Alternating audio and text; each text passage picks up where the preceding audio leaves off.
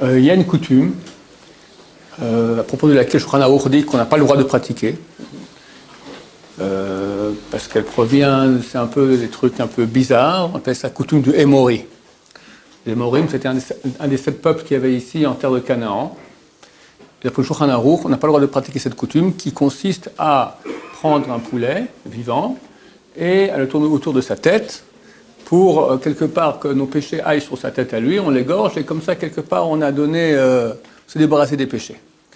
Rabbeinu Hari, l'auteur de toute la Kabbalah moderne, vivait il y a 500 ans à Tzfat, Rabbi Yitzhak Luri Ashkenazi, lui a dit que non, au contraire, c'est une très grande mitzvah. Aujourd'hui, c'est une des rares mitzvahs qu'on ne fait pas comme Shulchan Aruch, on fait tous comme Rabbeinu Hari, il n'y a plus personne qui dit qu'il y a un problème là-dedans, et c'est bien de le faire. Le problème est que l'heure où c'est bien de le faire, c'est la veille de Kippour, un peu avant l'aube. Il faut trouver un égorgeur rituel, hop, celui-là met les poulets, qu'on aura auparavant passé sur la tête un poulet pour chaque enfant, pour sa femme une poule, d'accord, un coq, etc.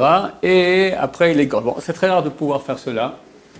Un temps, moi je le faisais parce que j'avais un voisin qui était égorgeur rituel. Puis après un beau jour, ma femme elle a dit halte, ça suffit. Alors il y a 2 façons de faire. Soit ici dans le quartier, ils vont amener bientôt des semi-trailers avec des centaines de poulets. Et tu achètes un poulet, tu fais comme ça, tu passes au-dessus de sa tête, et tu le rends. Tu l'achètes pour 30 shekels, 40 shekels, l'argent va à une œuvre de bienfaisance, et tu le rends le poulet qu'ils vont envoyer, se faire égorger et vendre sur le commerce. Autre moyen plus simple, c'est donner de l'argent. On prend l'argent, on le fait passer sur sa tête, on dit dans le Sidour de Kippour, dans les premières pages là-bas, c'est exactement, il dit qu'est-ce qu'il faut dire, pour un garçon, qu'est-ce qu'il dit, une femme, qu'est-ce qu'elle dit.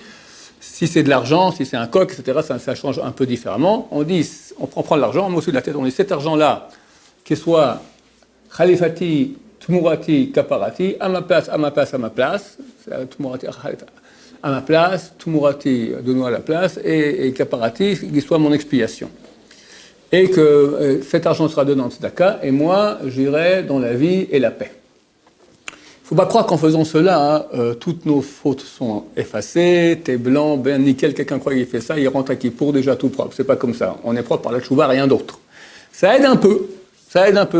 Ne serait-ce que l'argent de la tzedaka que tu donnes, c'est bien de donner ça à une œuvre où les gens étudient la Torah, une yeshiva, un kollel, d'accord, c'est le mieux de faire avec cet argent-là. D'ailleurs, ce que donnait Léava et Shot Yosef, c'est très bienvenu. Sur le site internet, on a fait une pub là-dessus. Et donc, ça aide, ne serait-ce que l'argent de la tzedaka en lui-même. Mais en plus, vu qu'on fait cela, on passe au-dessus de la tête, etc. C'est bien quand on le passe au-dessus de la tête. Quand on dit les mots Khalifati, Tmurati, Kaparati, de penser les initiales Chet, Tet et puis Kaf, qui sont les noms d'un ange, d'accord? Qu'on rappelle aussi quand on dit Poter, Chet, Yadecha, c'est les dernières lettres. Poter, Chet, Et, Taf, Yadecha, Kaf. Tout cela nous aidera, B'ez Hashem, à être signés dans le livre de la vie, d'une vie de réussite spirituelle et matérielle. Amen.